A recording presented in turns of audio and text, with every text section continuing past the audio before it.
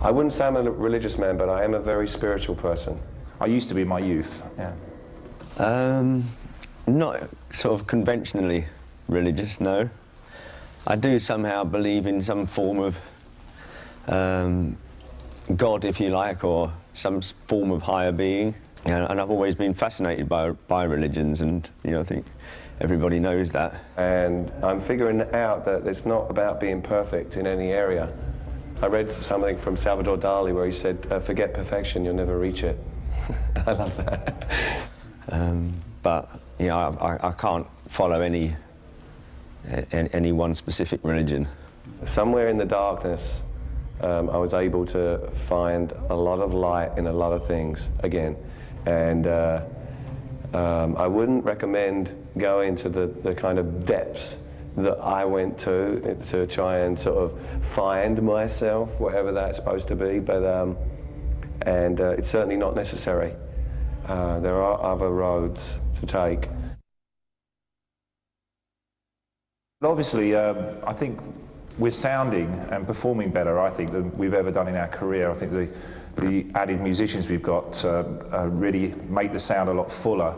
I think we're able to do things differently, very easily. I'm not sure, really. I mean, I think that Alan was a very important part of our band before he left. But I think that we've managed to work in different ways. And in some ways it's challenged us and made us do things differently. I think before we got sort of set in our ways, and now we work with different people, sort of each time.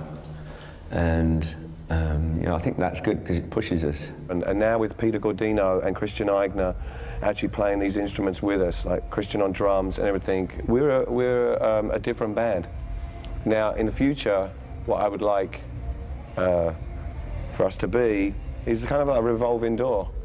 Basically, Martin and I are what is the creative, musical Depeche Mode, and what's left of it. And that's become much clearer since Alan has left, and the last couple of albums. And what I see happening in the future, if Martin is up for it, is that we leave the door open to bring in other people, whether it's Peter Gordino and Christian or other people like that they can lift and take the songs and my voice and what we do together to other places. Well, I think these days we're a mixture of a lot of things.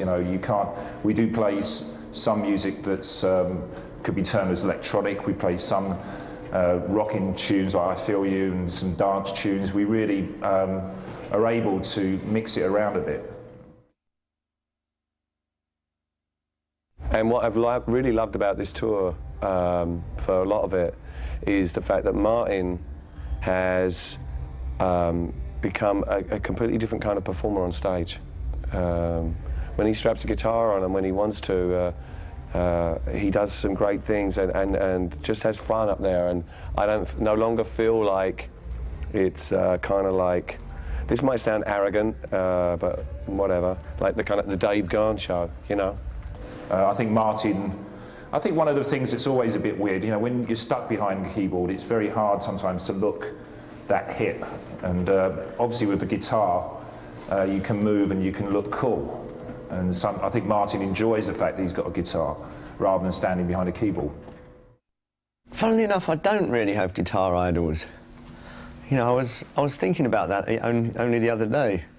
I was playing Even Serpents Shine by the Only Ones, and I thought the guitarist really sounded fantastic. And that's the first time I've thought that about any guitarist for ages. I think, I think I'm happy, but we work hard, and as when you have a family and you have lots of responsibilities, you sometimes think that life is, life is very complicated. But generally, I think I'm pretty happy. Yeah. Happy? Yeah, I think I'm a very happy man. I've always felt that. I've always felt that we were freer, we were less inhibited. by what we should be. See, I come from a place where I was into going to see bands long before really I was into buying records. I got interested in the whole punk scene and everything, the whole energy of it. And I saw what was going on there and how a band like The Clash could just make the whole place explode with their energy. That's what I bring to the energy of Depeche Mode live. You know, I can't sing, but I got soul, and that's what I want to throw out there. I think I prefer making music, and it's not quite as stressful. I think when you're actually in a studio and creating music and making something special and making something new, it's you know, for me it's just a bit more interesting.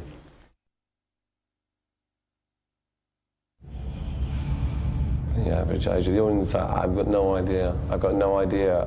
We seem to get new people, which is great. It means that we're doing something that is, we're doing something musically that's still appealing to a new audience. That's really important to me, and I know it's really important to Martin as well.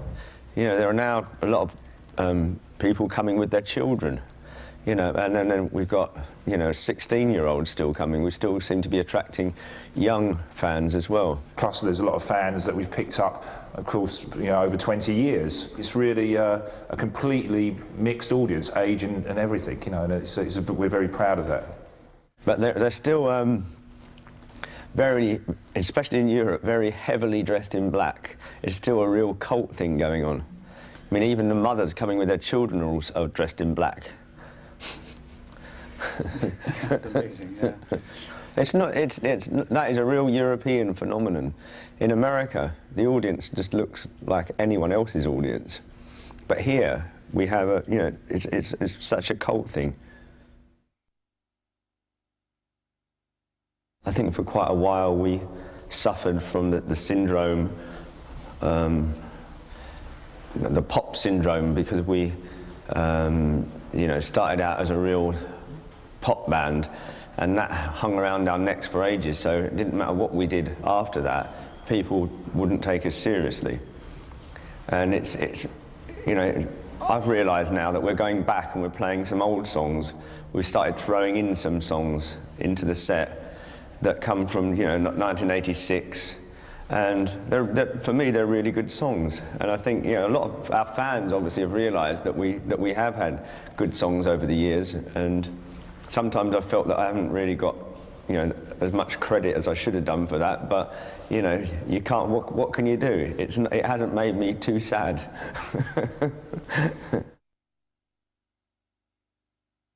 What does your mother call you, Fletch or Andy? Andrew. Andrew. Mm. When did the Fletch thing start? Well, I think most Fletchers are called Fletch. You know. Oh, really? It wasn't my original nickname. My first nickname was Flush. Flush Fletcher. I won't go into details why they called me Flush Fletcher. I only saw someone who took managed to get a still of it, yes, but I can't remember what it said, no. And it comes up so quick, I think it'd be very hard. I mean, you would know, you wrote it. Do you know what it says? I've never read the text for that, no. I only have to sing the chorus. It's pretty easy for me to remember the words. Why, what does it say? There's always a lot of tension. Yeah, for me, I think Dave gets it quite a bit as well. Terrified, yeah. And does it disappear? It doesn't really disappear. I don't know at what point it does, I guess, dissipate, but I don't know at what point it does that. You know, I do get very nervous every night before I go on, and it takes me quite, you know, a few songs to start to relax and get into it. But then most nights I do really enjoy the actual performance. There's a slight element of nerves, but, you know, sort of an adrenaline buzz as well. So it's, I mean, you just, especially the tour has been so good and the concert's been so good, there's a sort of buzziness about you. You're anxious to get on because you know that the concert's going to be really good and fantastic. Oh yeah, quite often I'm wondering if room service is still going by the time I get back to the hotel. Yeah, quite often. I quite often think, I could die right now. I have bizarre thoughts go through my head, things like that, you know. But I don't think that's very normal. I don't think normal artists think about death while they're performing. No, certainly not.